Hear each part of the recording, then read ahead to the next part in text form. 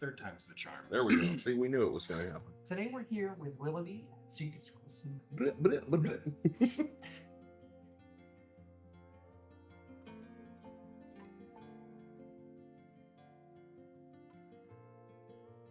Today we're here with Willoughby at Secret Squares in Churchhill. And Willoughby, for the people who don't know who you are or what Secret Squares is, who are you? I'm Willoughby. That's about it there. Secret Squares Pizza started as kind of a passion project out at my home during the pandemic and has blossomed into a full-fledged pizza shop here in the Churchhill neighborhood of Richmond, Virginia. We specialize in sourdough, Detroit-style pizza. Where does the food journey begin for you, and how has that led you to Secret Squares?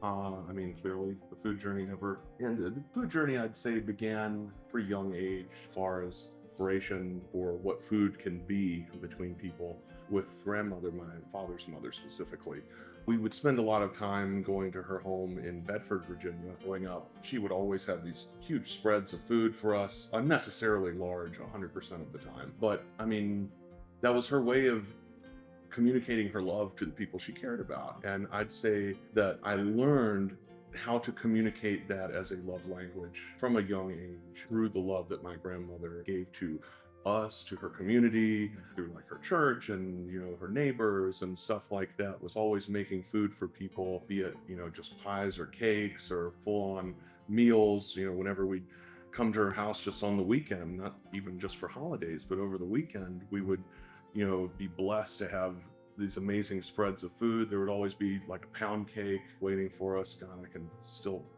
remember the flavors of the foods that she would make. And we're not talking about anything over the top. It's just the love and work that she would put into it, care to show her love for the people that she was preparing it for. And so the way that translates really into my journey with food is that as I started making food for myself and for others, I really felt what that feels like to show your love and care for others through preparing food for them. So I would definitely say that preparing food for people is definitely one of my love languages, so that if I've made food for you, it probably means I like you.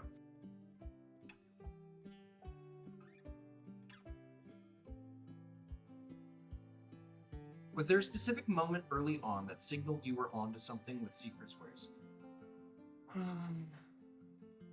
I really think that it was the good feedback that I was getting from friends, while I was in the early stages of this, that made me think, hey, maybe this could be something. And we were existing in a really weird time in the early stages of the pandemic where we didn't really know what was going to be coming down the road and if there was going to be a future. And so, it kind of rattles things up a lot, and to find something that has a little bit of consistency with a way to connect with people, and that, it brought people happiness in a time where there wasn't a lot of stuff bringing people happiness.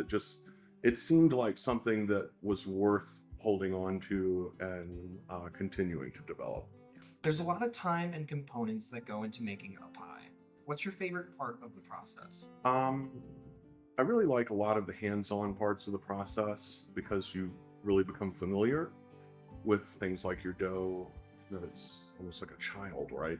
Especially, the sourdough starter, it is a living thing that you have to keep alive. So it's kind of like your Tamagotchi, right? But I would say that my favorite part is probably the end part, when you both get to see the product in your hands tangibly, but also when you give it to someone and see how happy it makes them.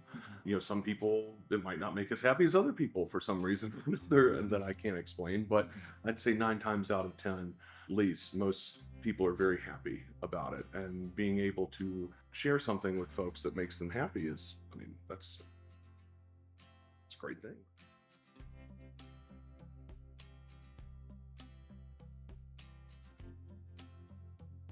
You're a big fan of collaborations.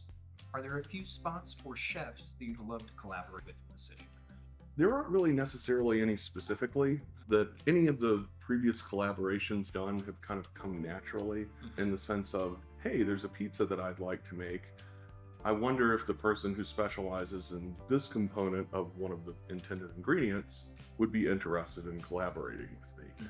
I did, however, make a pizza at a friend's house a couple years ago, and he makes really, really good ramen. He does all the components of it at his house on his own, and this guy is a master of just being technical with everything that he does. And subsequently, we had leftovers, and I said, this might be interesting to put on a pizza.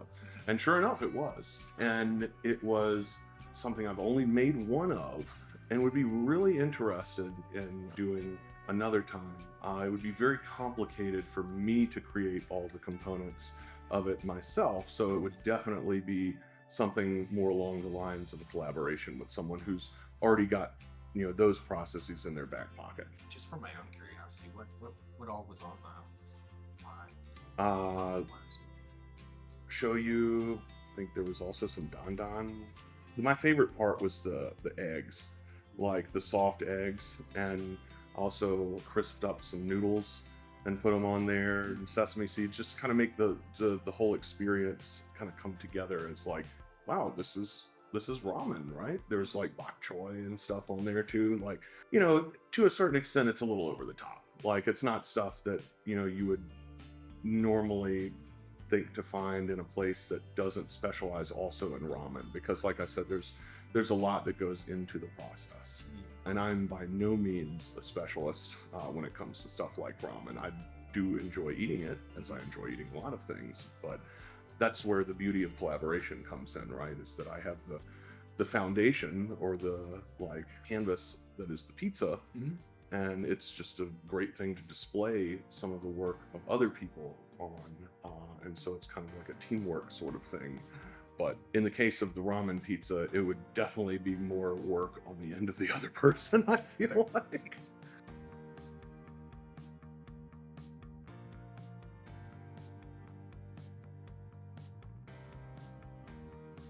What would you say is your driving force for this, the heart of it all?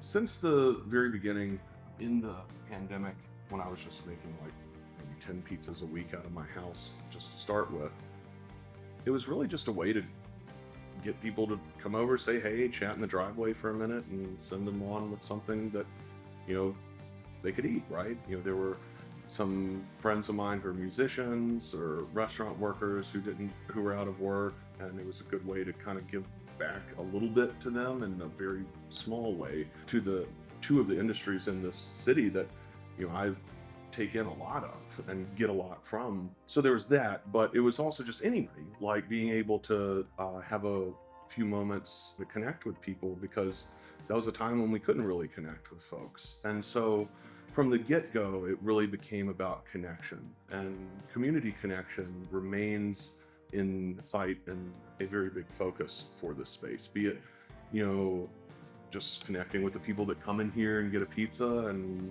enjoy it week in and week out, or if it's being able to give something that I have via donation of money from the pizza that I've sold, or donation of the actual pizzas themselves, or even donation of my space to anybody that needs to use it for something, to achieve whatever they're trying to achieve. So community connection is definitely number one. There's a little bit of artistic expression sprinkled in. The more and more that we get focused on the business end of things, the business tends to take over the art, unfortunately, but hopefully we'll be able to move the meter kind of back to a little bit more of a balanced spot eventually.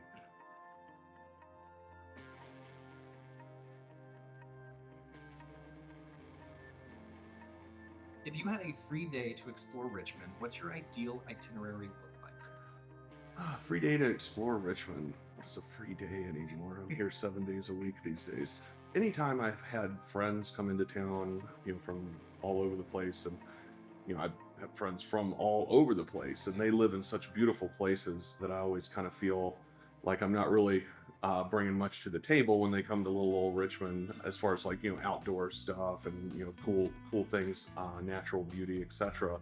But I definitely think taking folks down to the river has been high on the list of things in my itinerary.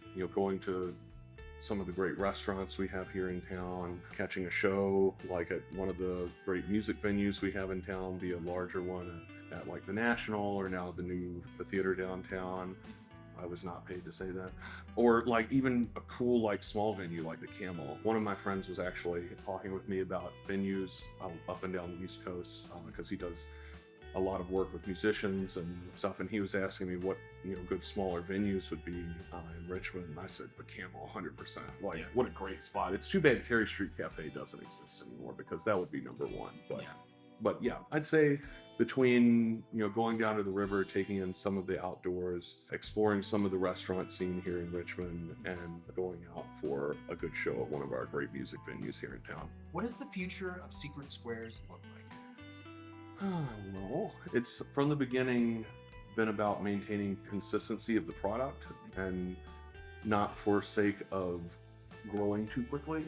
So I would say that scaling at a steady pace in a way that's both comfortable, because it's, I have folks that work for me and do a great job. I'm very lucky to have the folks that work for me, very grateful for them. But in a lot of ways, it's me, it's my heart and soul going into it. So it's reflective of me. And so I want the product to continue to maintain a certain level of quality. And I've seen so many businesses, be they breweries or restaurants or whatever really, when they increase production at the expense of quality. And so I would say that for me, the future of Secret Squares is certainly growth and expansion, but at a comfortable pace so that we're not sacrificing quality.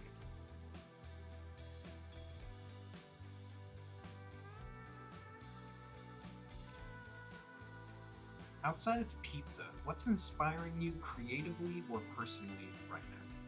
That's a really good question, because pizza's really everything every day right now.